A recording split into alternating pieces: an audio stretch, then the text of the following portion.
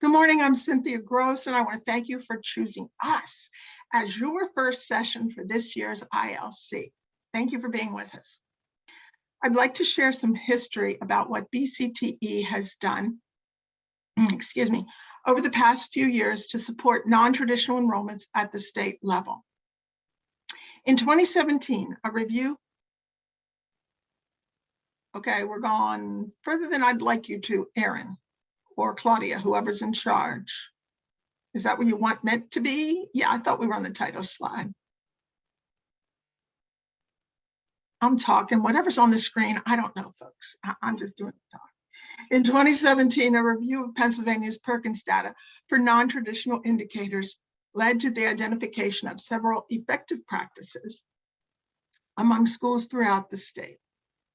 A review of more than 40 programs revealed two factors that were improving the state's performance. Those were, first, changes in the culture of some programs. For instance, law enforcement, which has increasingly added female students to their enrollment statewide. All programs statewide, we're seeing that go up, and that is a non-trad program for female students. And the second factor we were able to see that was helping to improve state's performance was that there were school-specific programs that had increased male and female enrollment through the school's own hard work as part of their comprehensive school-wide efforts. So then in fall 2017, BCTE hired Claudia Morell and her team to implement the Non-Trad Technical Assistance Pilot Project, or NTAP. And this was done to provide support to a small group of secondary and post-secondary schools that were not meeting their Perkins non-trad indicators at the time. From the group of schools on the sanctions list that year who expressed interest in the pilot, we selected 9 schools based on their location, whether their delivery model, comprehensive, CTC, college level, their level of interest in the pilot project, and the staff commitment to the project. So we wound up with 9 schools. There were 2 colleges, 3 comprehensives, and 4 CTCs in the pilot the first year.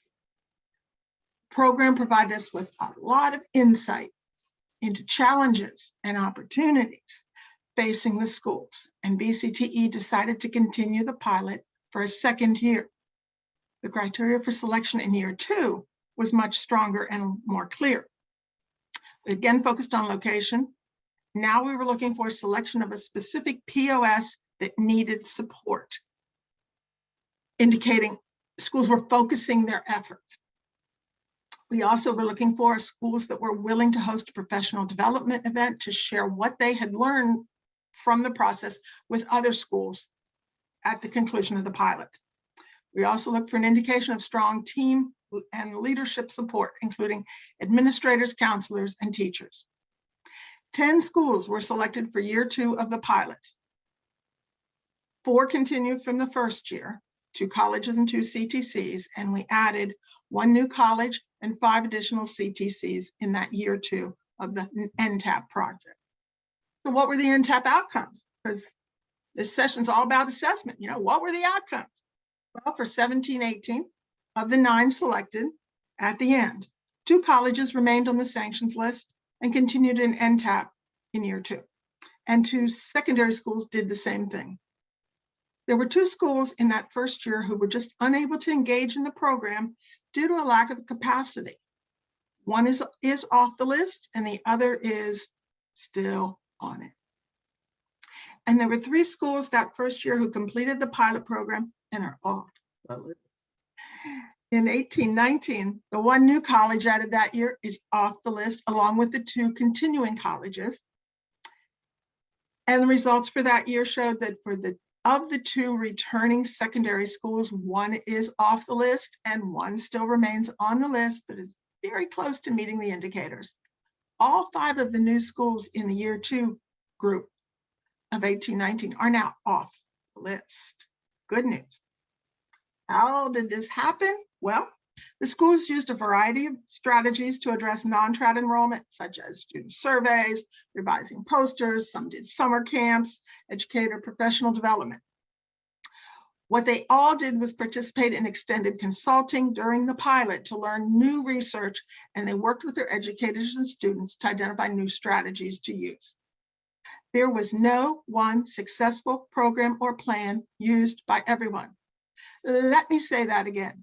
There was no one successful program or plan used by everyone.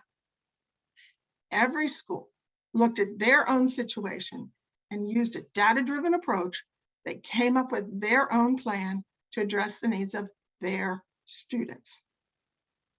Then in spring 2020 and the COVID-19 global pandemic and everything kind of went crazy. There were many obvious impacts on families, on students, communities, educators. Our efforts across the country to provide continuity of learning for students often fell short, particularly for those students who fell into this special populations group. For educators, the challenges have been in meeting their students' needs while using a virtual system to deliver what really should be hands-on instruction. I don't have to tell you all about the challenges that were faced that first year and continue to some extent now. Meeting the needs of underrepresented students in non-traditional programs was a priority, but it was a priority in a list of priorities that seemed overwhelming at that point. As a result, in 2021, BCTE decided to work with STEM Equity Initiative to create a newer model to build knowledge and understanding of how to increase engagement, recruitment, and enrollment and concentration of underrepresented students with the goal of achieving two things. Learn about the NEAR model as a framework for creating equitable learning environments. Probably many of you in this session right now were part of that training and know about that. And the second goal of 2021 was to create a cohort of interested educators to expand their knowledge and capacity to implement those equitable learning environments that we were learned about, all with the goal of increasing underrepresented populations in non-traditional programs of study.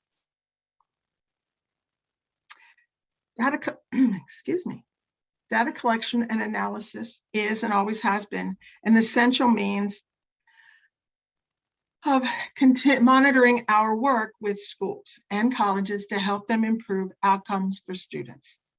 From 2017 to today, the percentage of secondary CTE schools on the sanctions or improvement list has dropped by 32%, and the percentages of colleges has dropped by 60%.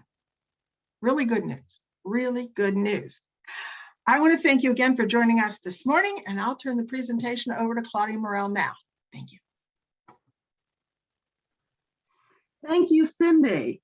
Yeah, that was an exciting project. I'm really pleased to be with you here this morning and to continue our work, which has been so productive. At the end of the day, we want to see our students be getting the best opportunities, and that means all students. So I'm going to jump into what exactly this whole NTAP project was about and the equity assessment that is part of that. And then I'm going to be turning over to Dr. Kellen Williams, who's going to talk a little bit about Johnson College, one of the colleges that has come off the list, and what they chose to focus on and to be successful.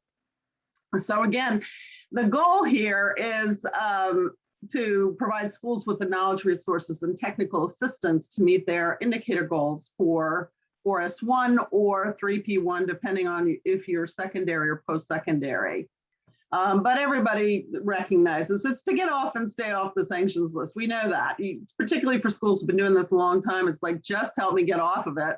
You've got a lot to do, and we want to make sure that everything is moving in the right direction to help you be successful. So a lot of what you're seeing is really what we learned. What was really important about NTAP is that we both shared best practices and research, but we also spent a lot of time really listening. And it was great because we got to spend a lot of time with post-secondary as well as comprehensive high schools, CTCs, and just, really rural and urban, and really get to know all the different communities. So I'm going to just start here. If you're not familiar with it, you may have seen this 100 times, but just to make sure everybody's on the same page, we went in with a definition of equity. And I know there are many different ways to define equity, so I want to be very clear. Started a small business called the STEM Equity Initiative that defines equity as fairness. It's a 501c3 nonprofit, but it was really important because a lot of people are having different ideas about how to define this term, and we define it as just fairness. And I think about this as I have 3 daughters, all adult now, but I knew as a parent that to ensure each of my children was successful in life, they would need different things. They were each unique in every way, so I had to consider what each needed at different times. And I still do this. One needs more childcare for my grandchildren. One needs more support financially as she's continuing to emerge and into the workplace, and one needs the time and space to complain about her in-laws. And they are all healthy and stressed, but otherwise doing well. When we look at these images, consider the first. It's a more traditional image of how we think about providing care for each of our students, particularly those in special populations. But unlike the example of my daughters, the first image approaches the students through the lens of their needs alone, which is kind of how we tend to think about special populations, because we are focusing on what we perceive as a particular challenge or gap for them. But there's an assumption that many of these students need a great deal more time and resources than others. And that may be true sometimes or all the times, but what is missing from this model is what students bring to the classroom. The first image I refer to as the deficit model, and the second image is what I think of about for equity. It assumes that, like my daughters and all students, they have gifts and talents and have needs. And to be fair to all of our students, we need to see all that they are, their deficits and their assets. For the STEM Equity Initiative, we think about fairness as a way to support each student as a whole person, with the goal of ensuring they are able to achieve academically, but also socially, emotionally, physically, empathetically, and personally. Equity in the classroom requires we look at the whole child and the whole child all the time, and this is what we call the asset model of education. Now, when we think about equity assessment in your school or classroom, we are asking the question, does every student fully experience a sense of fairness? Do they feel safe, cared for, seen and understood, and valued as every other student? This moves the conversation away from any particular characteristic or demographic of the student's population to the quality of the educational environment. Our equity assessment is focused on what we refer to as the equitable learning environments, and that is what we are assessing. As you look at this image, notice the orange boxes. They represent the making sense of science theory of action, which is the foundation of most teacher training.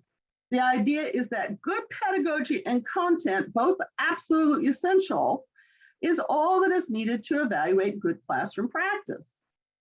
But we feel that adding another variable, which every teacher knows, is also important for measuring equity in the schools. So what we call the equitable learning environment. Now, a lot of people ask me, what is this equitable learning environment? It feels very nebulous, it feels very fuzzy. But, you know, it might be useful, or I have found it useful, to talk about Maslow's hierarchy of needs, because most people are familiar with it. And while the environment is a little bit more complex than this, it's a good place to start the conversation. At level 1, students need to have access to healthy food, shelter, warmth or cooling, and a place to sleep. Now, if you talk to a lot of schools, they are very busy working to make sure their low-income students have breakfast in the morning. I was talking to a teacher the other day who was talking about working to help a student who was homeless to have a place to go. So these are real situations that practitioners are really familiar with, and they have to take care of it. Level 2, students need to feel safe from active shooters, from flooding, from fires, from harsh weather conditions, from angry and abusive adults, from bullying in person or through social media. You get the idea. Level 3, students need to feel cared for, loved, valued, wanted, and included. Level 4, students want to contribute, achieve success, feel they're making a difference, experience self-efficacy, also known as the belief that if they begin something, they can be successful over time. Students want to believe that they have gifts and talents, even if they don't know them all yet.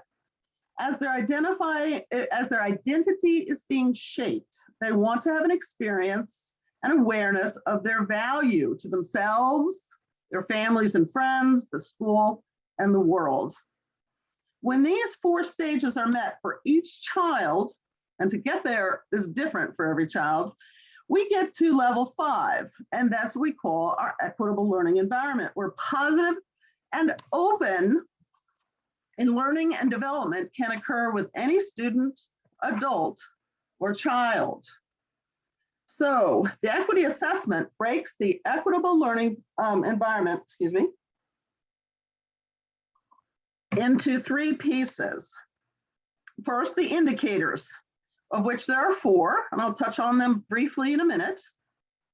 The process for improvement, which is our main focus today, and then the implementer, what we call him, her, or themselves. So what Cindy was suggesting earlier was that every educator, every school really had to come up with what worked for their students, their community, address whatever their issues are. There was no, in fact, there was no one effective or best practice. There are many practices. The magic sauce, if you will, is the school and the implementers themselves. They're part of the model. They have to come up with, you have to come up with what works for you. And that requires understanding the unique conditions of CTCs, comprehensive schools, rural, urban, demographics, etc. There are, so all those considerations are critically important. What programs you have, how many, etc. When I use the term implementer, then I am referring to a school building that interacts with students, which can be other students, classroom instructors, paraprofessionals, counselors, administrators, custodial staff, cafeteria workers, and so on. Everyone is an implementer in an equitable learning environment. Normalizing is one of the first 4 conditions that we talk about, or indicators. These 4 indicators are what we found based on good quality research and then practice to identify today what are the conditions for a current environment. So when we come in and assess the school, this may look a little different from your typical assessment, which is a survey. We're looking for these conditions, right? I often, since I referred to my daughters, I will also refer to my husband. I have a picture on my wall, and it says, the best thing a father can do for his children is love their mother. And I think to a certain extent, what we're talking about very simply is the best thing a great school can do, and I've seen this and I've been in this experience, is what we see is that teachers really love their kids and the kids love them back. I know that sounds a little mushy, but these conditions are really about helping everybody to have a really positive experience and feel safe and cared for. So the conditions include normalizing. People generally experience, so CTE, the goal here is to connect educational experiences to experiences in their lives that feel relatable and comfortable. If students perhaps haven't had an experience of working with carpentry, for instance, how do we work with students in an earlier age to help them feel more comfortable so that by the time they get to 9th grade or 10th grade, carpentry doesn't feel so strange? Empowering means students are recognized as assets in their classroom. We've talked about this a little bit, and their school. I've seen some fantastic ambassador programs that emerge from this work. And but it's really about giving students responsibility for their own learning and the learning and care of others. They are also part of the equitable learning environment. So we have to look at the students themselves and help them in terms of character development and responsibility. They accept leadership, offer suggestions, engage in discussions, develop empathy, and prioritize character over competition. Inclusive, educators are aware of and actively address the ways that students are marginalized by our current education system and educators and students' implicit biases. And finally, relevant. Relevant learning has elements of applied or experiential learning, which inherently requires collaboration and reflection. Let me just share that again, collaboration and reflection. Relevant learning is similar to service learning, which connects learning to service to others, allows for the continuous reanalysis of the content by the participants, and is directly connected to the local community and the students' cultural experiences. This one in particular is so wonderful for our career and technical education, because so many are doing really relevant projects, but they don't always take the time to really help students reflect on what they're doing and the importance of what they're learning and caring for others. Now, this is an improvement process. I don't want to get hung up on this image. There are hundreds like it with slightly different words or more or less steps. So instead, let's just think about what it is we're trying to do. What is the goal of your improvement plan? And let me just say, we're focusing on an equity assessment, but really these are the questions you would ask for any improvement plan. And you want to be specific. What are the school assets and challenges in the class and school? What are the recognized gaps in student enrollment and achievement? Who's on the team and why? And we talked about that. It's one of the great takeaways from NTAP. It's not enough that you're committed to it. You must also have the capacity in your school. Or if you have the capacity, but you're not fully engaged or committed to the changes, it becomes more challenging. So these are really two criteria when we do an assessment to see if they can be met before we get too much further along. Who are the stakeholders? One of the really important stakeholders are sending schools. And we found that different schools have lots of different relationships with them. So this, just starting by analyzing that and how we strengthen it, we found 339 is a great way to look at other schools as well in terms of normalizing and getting information out to students and parents. Businesses, the importance of their engagement and participation in not just hiring students or giving them internships or other opportunities, but also looking at how their environment will help support students' engagement. And of course, students themselves need to be part of this process, as well as student groups. The timeline for the project implementation, and finally, the data that needs to be collected.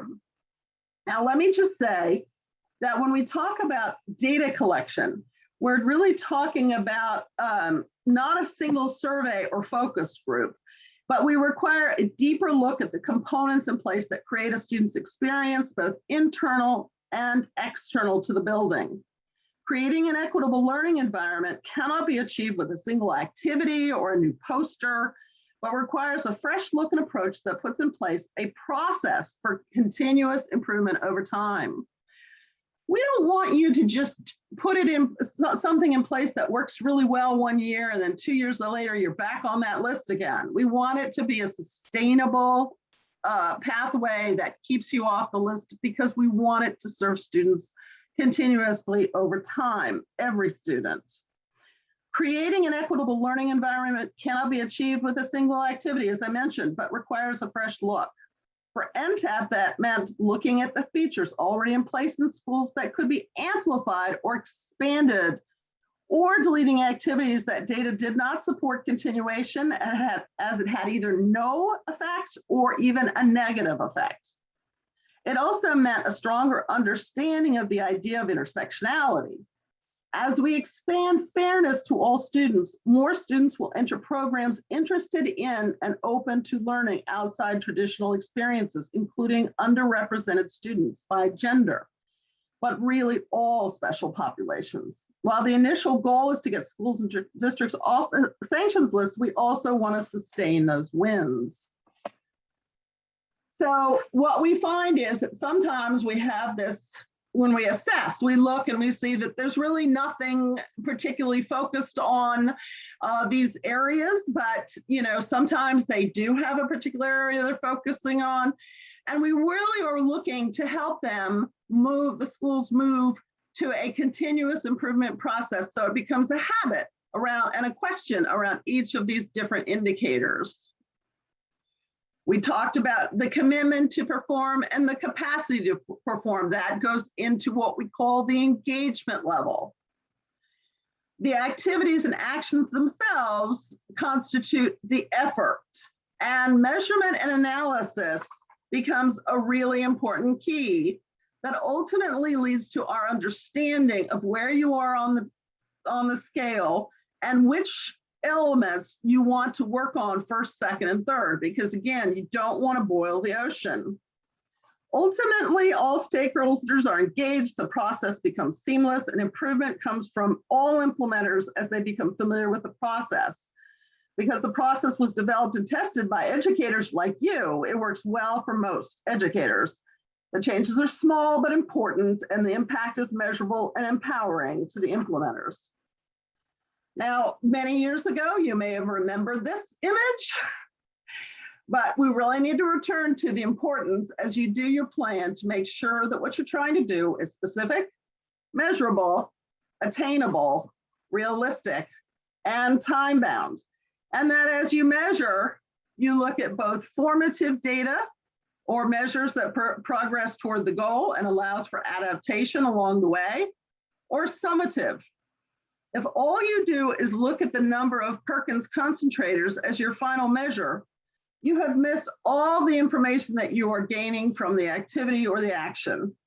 So you need to do a lot of counting. Count, count, count, count, count.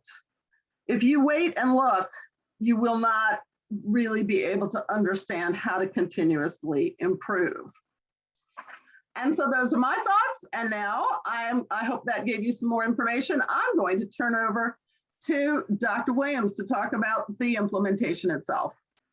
Thanks, Claudia, and hi, everyone. Welcome to our session.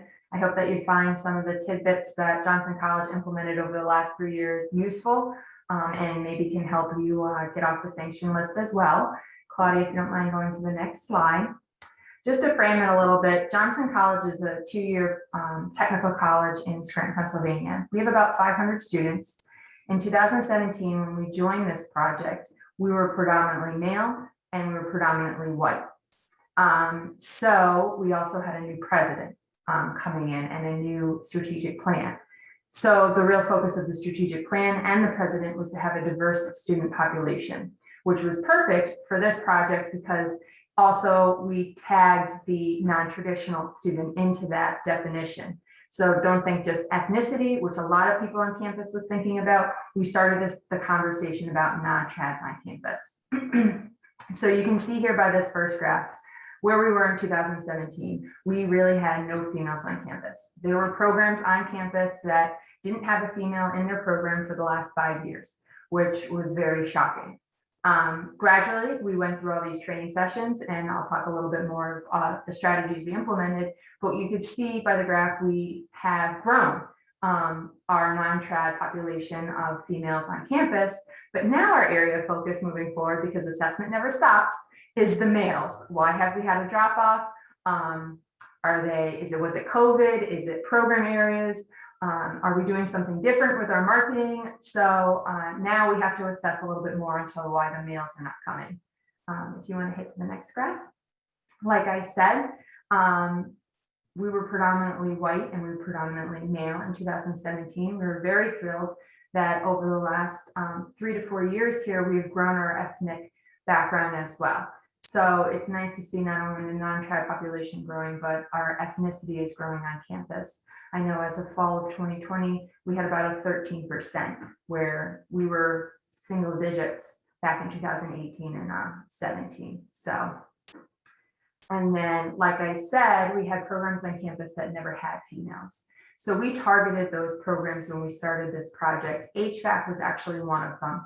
HVAC, when I actually joined Johnson College, had very low enrollment.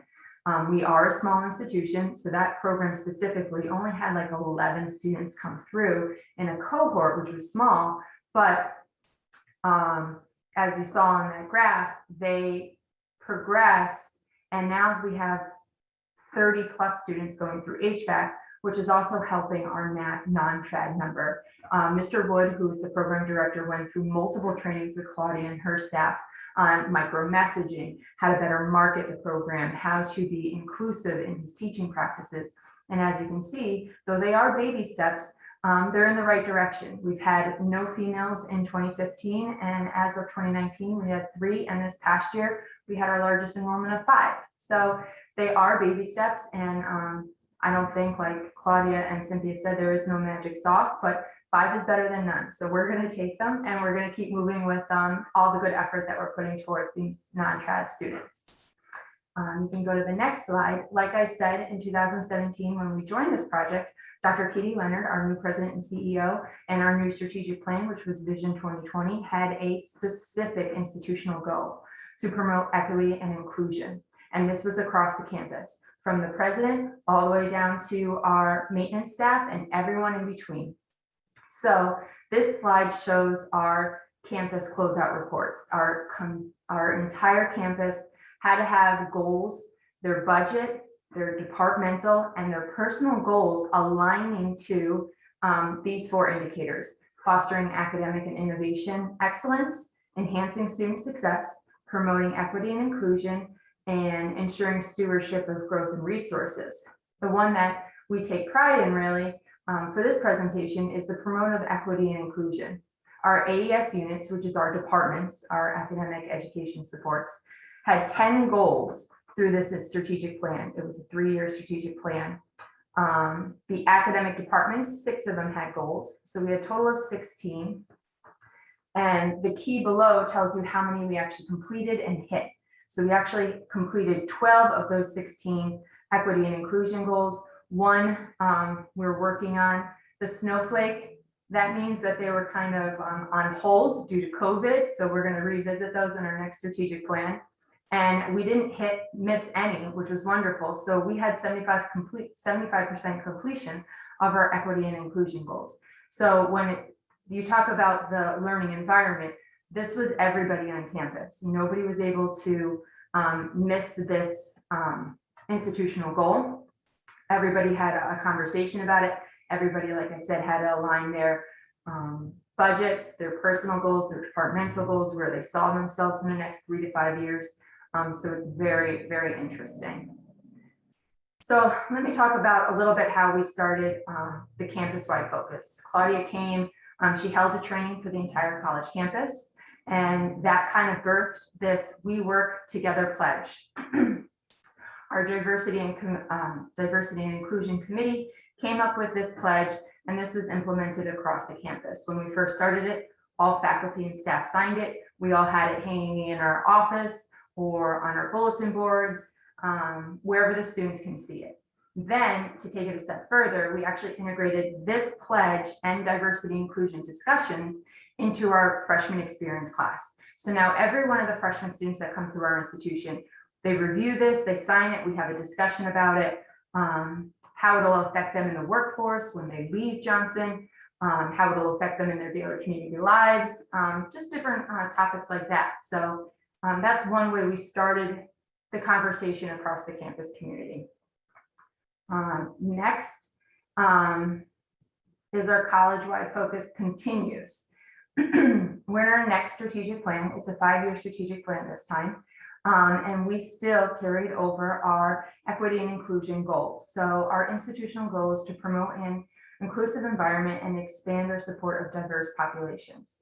So how are we doing this? Again, we have to align our budgets around this topic. Our institutional closeout reports shows our diversity and inclusion goals institutional-wide. Because of our practices and our data assessment, one specifically in our dual enrollment and program of study, we saw that they were predominantly white, males, and affluent. So we started to look at foundations and talk to them about, we want to make this more equitable for not only non-tribes, but ethnicities. So this past fall, we actually had a foundation that assisted to help different populations attend our industry fast track and our dual enrollment programs. So that's just one little step that we're taking to help more people. We also look to hire a more diverse faculty. That was definitely one of the things that we heard from focus groups and our students is the faculty don't reflect us. So why would we come to that institution? So our HR department and our associate vice president of faculty, that is one of their initiatives and goals, is to hire a more diverse faculty. And I have to say in the last 3 years that has grown, which is wonderful to see. And then the last one is trainings. So this conversation never really stops. Our diversity and inclusion committee on campus, it's a make of different staff, faculty. There are some students on there that have conversations and trainings.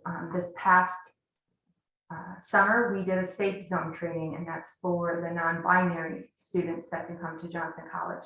So how to discuss their needs and their supports that they might want. So all of this information you can actually find on our website at johnson.edu, and just go to our current students diversity and inclusion committee. They actually have a book club too, which is wonderful that everybody takes part in and has that conversation. So let me talk about, I mean, everything's not peachy keen. We had a lot of failures to get to this point. I mean, we're happy that we're off the sanction list, but we did have some successes and some failures. So the first one is we had a We All Work event. When we started this initiative in 2017, we wanted to invite female high school students to Johnson to learn about non-trad programs. The flyers were pink, the t-shirts we gave out were pink. It was a lot of pink, but when we assessed the program, 80% of the participants were male. So that event definitely wasn't working. So after 2 years of doing that event, we said, okay, we have to kibosh that. Then we moved into the Girls on Fire event, and that event was wonderful. There was more females participating and learning about different occupations that Johnson College offers. And I think it was around 90% participants of that event were female. We also, to make a normalization around the STEM programs that we have at Johnson and the different occupations, we have an extensive STEAM outreach. It's anywhere from 5th grade to high school level, where we went out and we do different STEM programming. We bring our equipment, we talk about the different fields, we talk about the different occupations that you can get into. So the STEAM symposium has evolved over time. So the first few that we did were Women in STEM symposiums, again, focusing women on STEM occupations. But after a while, we kind of reevaluated that. And after the talks about Title IX, that has come up around conversations, we looked now to make it more inclusive. And this year, it's actually happening next week. It is a STEAM symposium. And the nice thing is we're very selective on who we pick as our keynote speakers or panelists. This year, we have a male nurse as our keynote speaker. We have in the arts, he's a male 3D print designer. So we're very selective. And I have to say, around the campus community, they all are aware of this topic. I haven't hit anybody or one faculty or student or support on campus that's like, Kellen, I'm sorry, but that marketing initiative that you did, there was no non-trads in here. Thank you, I'll look at it. So it's a campus-wide progress. We also participated with school districts. So we used different grant funding available through the state to hold teacher in the workplace trainings. And one of the topics were around micro-messaging. We can't really change the parents' minds, but we're hoping that teachers like you that are attending this session can help with the conversation that if you really like working with your hands, if you're very creative, carpentry might be the way for you to go. If you're very analytical and you like to take things apart, automotive, diesel, heavy equipment, those might be programs that you want to go into. So we really tried to break down barriers and include everybody in the conversation. The next part was the community participation. We didn't stop just with our faculty, staff, students, the president of the college. We actually went to our program advisory committees and started asking our industry partners, how are you being inclusive in your workforce environment? How are you welcoming women into these fields? And honestly, a lot of them were deer in headlights, but I can say after we've had that initial conversation, a few of the industry partners came back and said, we never thought of that. Could you work with our human resource department and have more conversations? And I mean, it could be basic things like taking the pictures of the pinup girls calendar off your bulletin board, just to make people more feel welcome and included. So it was actually interesting to have that conversation with our industry partners and program advisory committees. And then, like I said, the big piece is aligning programs and departmental goals around this conversation. When I first got here, there were some policies that were not necessarily inclusive, but also some departmental goals and programs were not being as inclusive as they possibly could. So that is some areas that we definitely looked to work on. Claudia, if you want to go to the next one. And our work's not done. Like I said, the innovation at work, we're still going to work with the local school districts around this topic to help them understand it a little bit more, because not everybody gets to attend these wonderful conferences or gets to be a part of the conversation or work with Claudia. We're also going to continue to work with our foundations as we continue to assess and look at our data of how we could better support these students. Sometimes it's financial, sometimes it's tools, sometimes it's books, whatever that might include. And then our efforts is really to continue to look at hiring a more diverse faculty and workforce. All right, I think that's it, or do I have one more? Next slide, yep.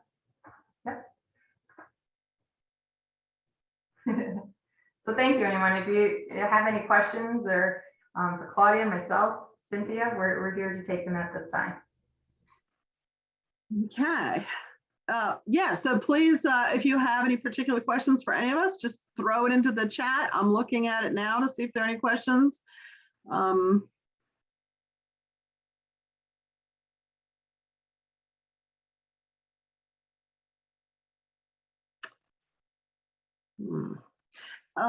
I will, oh, okay. I will, okay, so the question is, how do we get a copy of the PowerPoint? I believe it should be in the link of resources in the matrix. Yes. One of the issues that I wanted to mention, and maybe you could address it, Kellen, is the issue of talking about what they do in the program versus talking about aspirations. Can you touch on that a little bit? What they do in the program instead of their aspirations.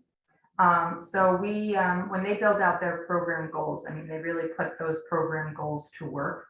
A great example of this is in the HVAC and our electrical construction majors. They didn't have females for a few years. So that was definitely some areas of focus. Specifically for our HVAC, one of the industry partners, Johnson Controls, it just happened to be 2018 or 19, I believe, Claudia, when we were on campus doing some of these trainings, that Johnson Controls, their #1 technician was a female technician. Her job was to go to hospitals to make sure that the surgical rooms, the aeration was working appropriately. And we actually had her come and talk to the students and work with Mr. Wood and have conversations. And it's interesting listening from her perspective, because when you think of HVAC, you think you have to climb on roofs and you have to get dirty and rip apart all these machines. Well, that's not necessarily true. All this woman does is she takes her laptop and she plugs it into the air controls and she makes sure that the ventilation, the heating, the cooling is working and operating correctly.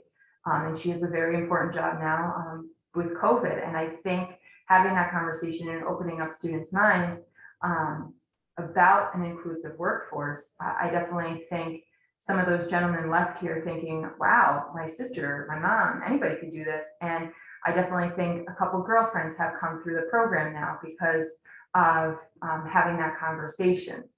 So when they say that we really put our goals and emphasis around this topic, I mean, our faculty, they take initiatives. They try to find guest speakers that are non-trads. They try to find opportunities where they can take students to industry to show non-trad occupations. So, I mean, it's a full, well-rounded conversation that our faculty put forth.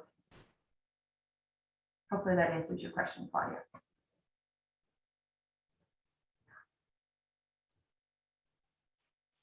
You're still on mute, Claudia. Thank you.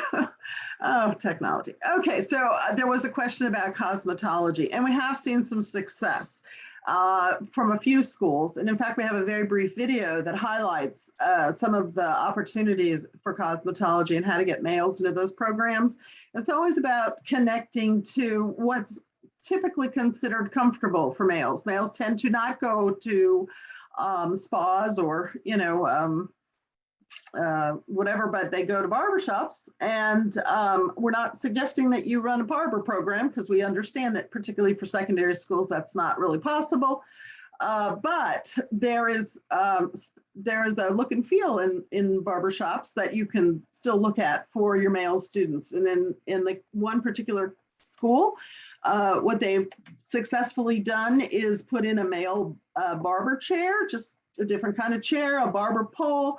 And every year she adds more technology or new, spicy scent instead of a flowery scent. Magazines you might find in a barbershop compared to more traditional female magazines. They have posters on the wall that are appropriate, again, and maybe more masculine barbering program, or they have clippers that you might more likely have,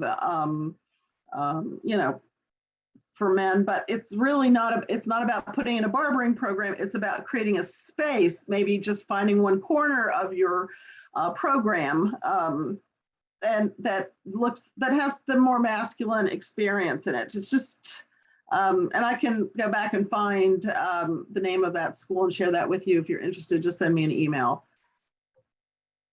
Let me piggyback on that. Let me piggyback on that too from Claudia, that yes, that it's challenging to get the non-trad students to choose to enroll in cosmetology and or health careers. But the things Claudia just described goes directly back to the first indicator in the NEAR model, which is normalizing. Does it seem, has the teacher in that case, and I'm pretty sure it was McKeesport, has the teacher been able to create an environment where a young male would feel that, yeah, I can relate to this, because yeah, that's where I get my hair cut. And so that's part of that normalizing part of the NEAR model that gets used to develop those equitable learning environments. Mm-hmm. And we see the same idea around nursing or other medical technician programs.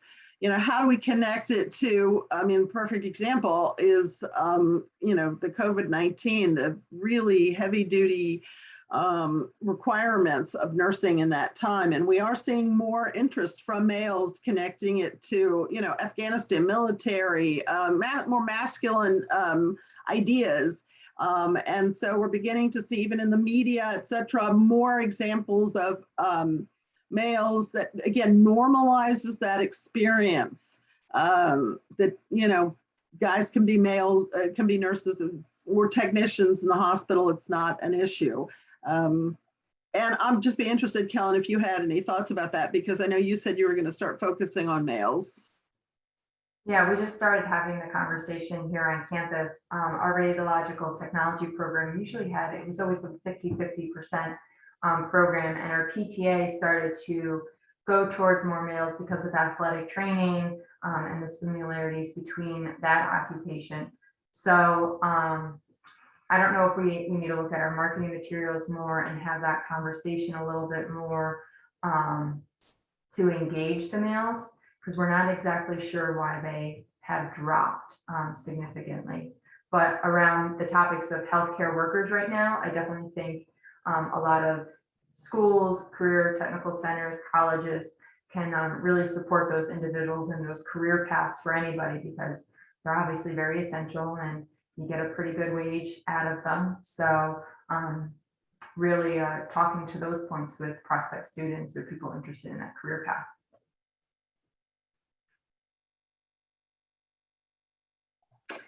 Okay, I don't see any more questions.